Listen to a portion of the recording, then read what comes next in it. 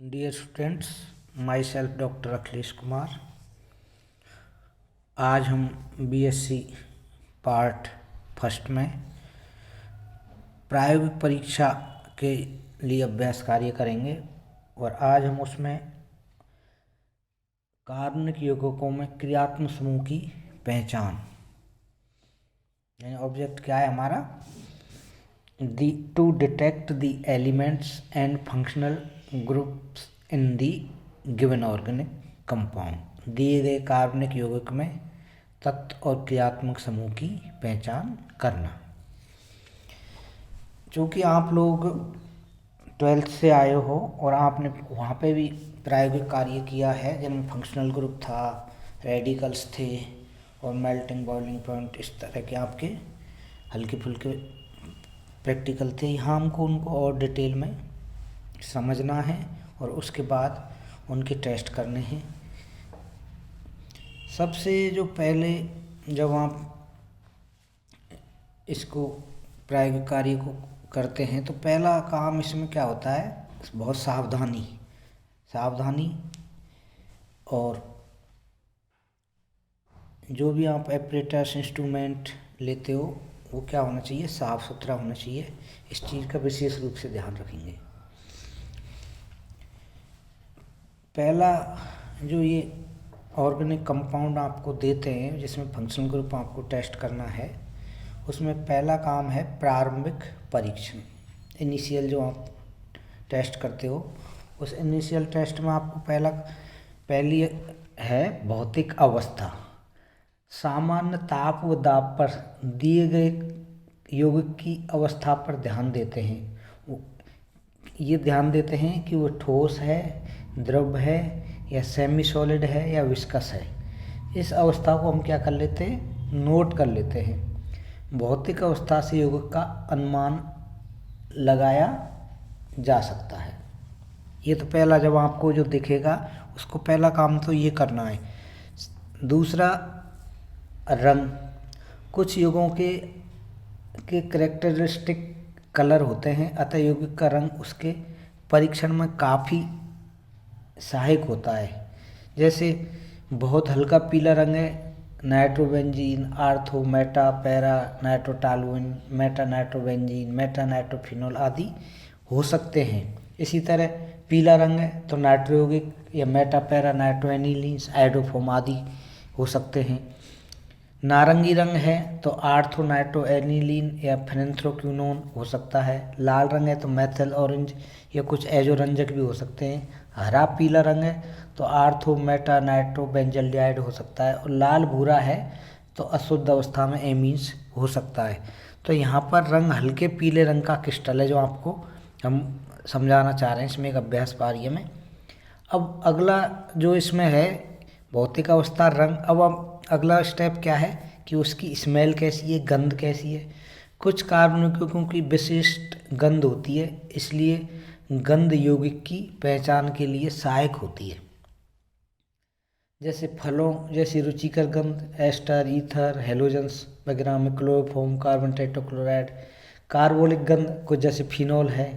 तीक्ष्ण गंध जैसे फार्मिकम्ल है, एसीटिकम्ल है। कड़वे बादाम जैसे नाइट्रोबेंजीन है, बेंजल्डिहाइड है। मछली जैसी गंध कुछ एरोमेटिक एमीन्स होती हैं। अमोनिया जैसी गंध जैसे एल्फेटिक एमीन है, एरोमेटिक पास श्रृंखला वाली एमीन है। तो इससे भी आप क्या है, और यहाँ पे गंध रगड़ने पर विशिष्ट कड़वे बादाम जैसी आ रही है जो आपने पहला हम अभ्यास कार्य कर रहे हैं उसका। पर ये चीज़ अपने को ध्यान रखनी है कि इनको आप सिस्टमेटिक करेंगे तो काफ़ी आपके जो रिजल्ट हैं सटीक आएंगे और आसानी रहेगी उनके टेस्ट करने में जब आप इनके प्रारंभिक परीक्षण करते हैं। उसके बाद है उसकी ज्वलन परीक्षण। और ज्वलन परीक्षण सीधा सा है कि आप स्पैचुला पे आप जो आपको कंपाउंड दिया गया है उसको लेंगे और जो आपका बर्नर है उसके पे उसको क्या जलाते हैं। अब दो तरह की उसमें जलने की संभावना रहती है। एक तो धुएंदार लौ के साथ जले और एक धुएंदार ना होके ब्लू फ्लेम के साथ ही जले। तो यदि ब्लू फ्लेम के साथ जलता है तो क्या हुआ, एलिफेटिक है, और धुएंधार लौ के साथ जलता है तो वो क्या है, एरोमेटिक है। अगला इसका एक और है विलेयता। जब भी कोई भी आपको कंपाउंड दिया जाता है तो हम उसको दो ही तरीके हैं अपने पास के, या तो अपन उसको क्या है जल में घोल के देखें, या फिर आप उसको कार्बनिक जो सॉल्वेंट हैं आपके उनमें घोल के देखते हैं। दो तो इस जो आपको यहाँ हम प्रैक्टिस करा रहे हैं उनमें क्या है, जल में अविलय है, और जब जल में अविलय है तो इसका मतलब कार्बनिक विलायकों में वो विलय होगा। इसके आधार पर हम उसको ज्ञात कर सकते हैं। और जब आगे आप और ज़्यादा बड़ी क्लास में बढ़ोगे तो वहाँ पे फिर आपको क्या है, अलग अलग उसके साथ भी देखना पड़ता है, सोडियम बाइकार्बोनेट, सोडियम हाइड्रोक्साइड, इस तरह की जो कंपाउंड है उनके साथ भी उसको विलयशीलता देखते हैं, सॉल्युबिलिटी देखते हैं। जबकि यहाँ पर हम इतना नहीं है, आपके दो ही है, या तो ऑर्गेनिक कंपाउंड में विलय होंगे या फिर वाटर में विलयशील होंगे। तो जल में अविलय और कार्बनिक विलायक में विलय है जो। अब ये इसके इनिशियल टेस्ट हैं। इनिशियल टेस्ट आपके जब हो जाते हैं तो हमारा अगला स्टेप होता है डिटेक्ट दी एलिमेंट्स, तत्व की पहचान करना। ये भी इसमें बहुत इम्पोर्टेंट है कि तत्व की पहचान कैसे की जाए। तत्व की पहचान करने के लिए आपको क्या करना पड़ेगा, सबसे पहला काम क्या है अपना, कि लैसाने विलयन बनाना है अपने को। और तत्व की पहचान में मेनली अपने की जो काम की चीज़ हैं वो क्या हैं, कार्बन एवं हाइड्रोजन तत्वों की पहचान करते हैं। उसके बाद ये नहीं होने के बाद क्या है, ये संभावना सभी में रहती है, तो उसमें जो इम्पोर्टेंट है वो क्या है, नाइट्रोजन तत्व की पहचान करना। मेनली जो आपके यहाँ पर है वो क्या है, नाइट्रोजन तत्व की पहचान करना। तो पहला काम है लैसाने या सोडियम निष्कर्ष विलयन बनाना। तो आप जब ये टेस्ट करोगे सबसे पहले अपन क्या करेंगे, उसमें लैसाने विलयन या सोडियम एक्सट्रेट जो पिछली क्लासों में पढ़ा है उसको कैसे बनाते हो। तो कार्बनिक यौगिकों में नाइट्रोजन, सल्फर और हैलोजन तत्वों के परीक्षण के लिए सोडियम धातु का ताज़ा कटा एक छोटा सा टुकड़ा लेकर लैसाने विलयन सोडियम निष्कर्ष बनाते हैं। सर फर्स्ट क्या करेंगे, हम उस कटे हुए सोडियम टुकड़े को फिल्टर पत्र के टुकड़ों के बीच सुखा लेते हैं, जिससे उसमें जो केरोसिन है वो नहीं रहे और वो ड्राई हो जाए। और फिर इसको क्या करेंगे, एक शुष्क ज्वलन नली में लेकर नली को तब तक गर्म करते हैं जब तक चमकदार श्वेत गोलिका ग्लोब्यूल ना बन जाए।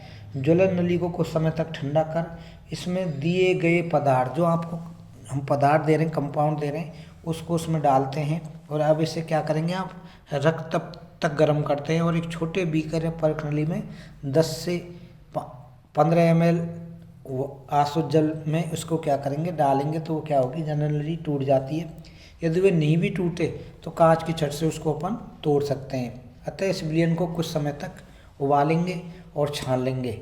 प्राप्त क्षणित लैसाने विलयन या क्या हुआ, सोडियम निष्कर्ष कहलाता है। सामान्य रूप से अपन इसको क्या बोलते हैं, LS, लैसाने सॉल्यूशन। और ये जो LS है ये क्या होना चाहिए, रंगहीन, कलरलेस होना चाहिए, बिल्कुल साफ सुथरा बनेगा, कलरलेस। और इसमें बनता क्या है जनरली, ये जब ये नाइट्रोजन, सल्फर आदि सभी उपस्थित, सोडियम थायोसाइनेट, हैलाइड है सोडियम हैलाइड, सल्फाइड है सोडियम सल्फाइड, और साइनाइड है तो सोडियम साइनाइड। नाइट्रोजन तत्व के लिए ये टेस्ट आपके लिए इम्पोर्टेंट है। तो इसमें आप क्या क्या करते हैं, लैसाने विलयन आपका बन गया।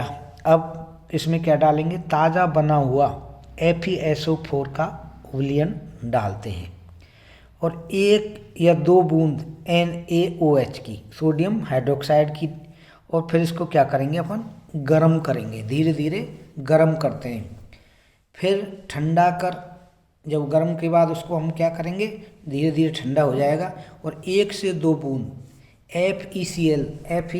FeCl3 और इसमें 2 से 3 बूंद सांद्र H2SO4 की मिलाने पर। अब ये सारी मिलाने पर, तो पहले जो आपका स्टेप था, लैसाने विलयन ताज़ा बना FeSO4 विलयन और 1-2 बूंद NaOH और गर्म किया, तो उसमें तो क्या आया था, हरा अवक्षेप काई जैसा। इसमें क्या होता है, इसमें ये संभावना होती है कि N तत्व उपस्थित है या हो सकता है।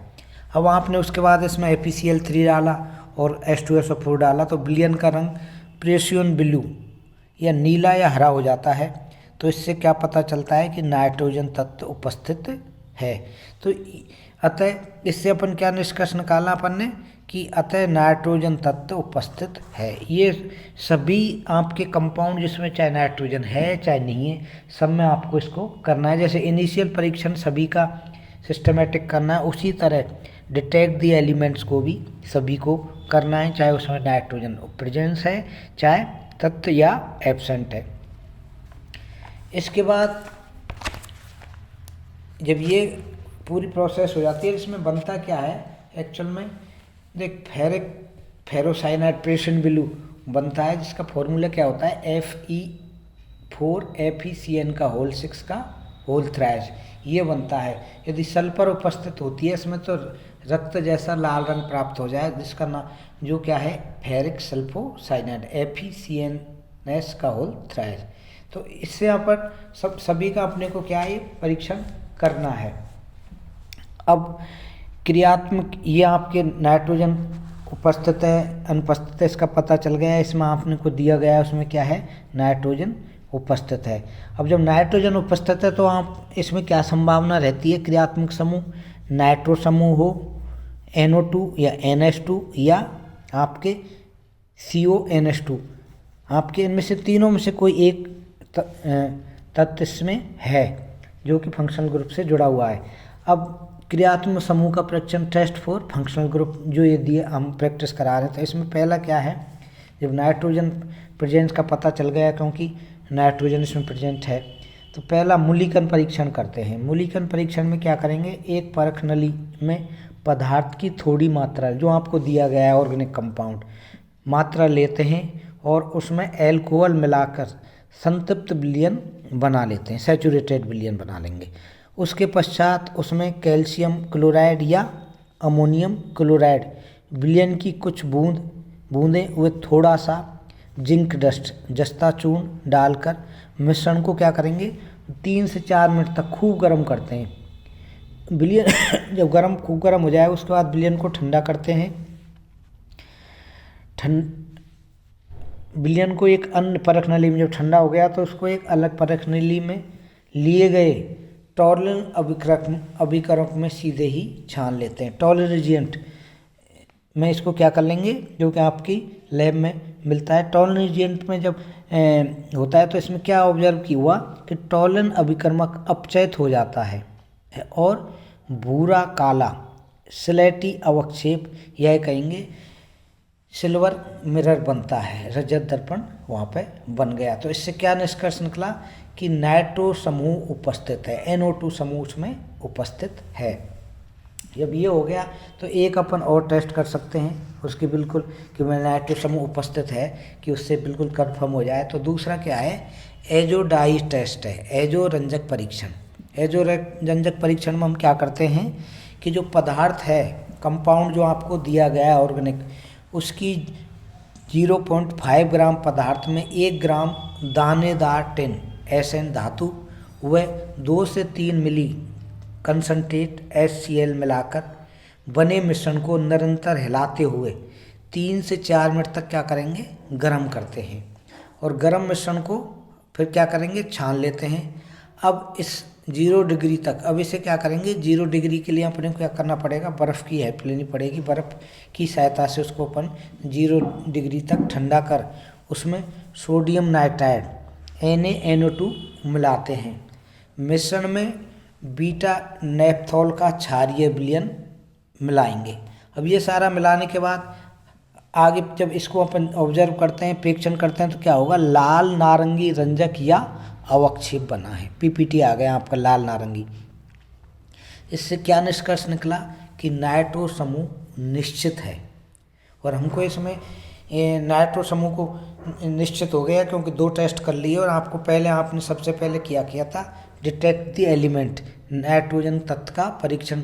तो इस आधार पर हम अब आप फाइनल जो रिजल्ट लिखेंगे उसमें क्या लिखेंगे, परिणाम दिए गए यौगिक में क्रियात्मक समूह नाइट्रो NO2 उपस्थित है। NO2 को आप स्ट्रक्चर फॉर्मूला भी बना सकते हैं कि भाई कितने इसमें सिग्मा बंद हैं, कितने पाई बंद हैं। स्ट्रक्चरल फॉर्मूला को बना देंगे, ये आपका क्या हो गया रिजल्ट।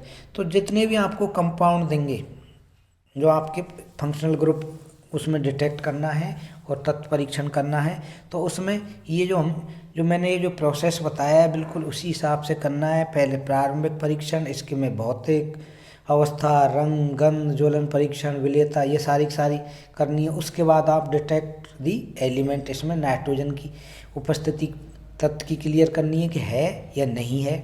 इसमें हमने जो प्रैक्टिस किया उसमें क्या हमने इसको प्रदर्शित किया है नाइट्रो समूह। और उसके बाद आप क्या करेंगे टेस्ट फॉर फंक्शनल ग्रुप, उसमें आप बिल्कुल क्लियर ये बताएंगे कि नाइट्रो समूह है तो वो कौन सा नाइट्रो समूह उपस्थित है। यहाँ पर क्योंकि फर्स्ट ईयर में हम इस पर डिस्कस नहीं करते कि जो फंक्शनल ग्रुप है वो कौन सा कंपाउंड है, वो अपने को नहीं करना है कि कंपाउंड कौन सा है। एक क्वेश्चन और कई बार राज आपसे बायोवाम पूछते हैं कि काले धुएं या ब्लू धुएं के साथ आपका जो कंपाउंड है वो दिया गया है वो क्यों जलता है। तो आपका पहला जो जवाब होता है या तो जवाब देते नहीं हो या फिर क्या जवाब देते हो कि सर इसमें कार्बन था इसलिए ये काले धुएं के साथ जलता है।